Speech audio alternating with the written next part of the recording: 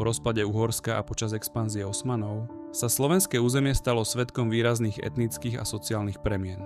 Habsburská správa prilákala maďarskú šľachtu, obchodníkov i roľníkov, ktorí sa usádzali v mestách ako Bratislava, Trnava a Košice, čo spôsobilo posun etnických hraníc na sever.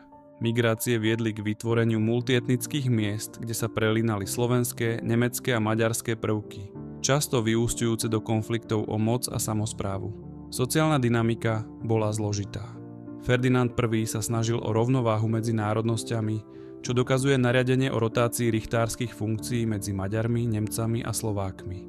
Náboženské a etnické napätia sa dotkli aj židovskej komunity, ktorá čelila pogromom napriek ekonomickým prínosom a podpore Habsburgovcov počas 30-ročnej vojny. V procese etnických presunov prišli na Slovensko Chorváti, Habáni z Moravy a Rómovia, čím sa krajina stala etnicky pestrejšou. Slovenské národné vedomie sa upevňovalo prostredníctvom intelektuálnych väzieb s českým a moravským prostredím, čo viedlo k rozvoju jazykovej identity. Tieto procesy položili základy modernej slovenskej spoločnosti, v ktorej sa etnická rozmanitosť prelínala s formovaním národného povedomia.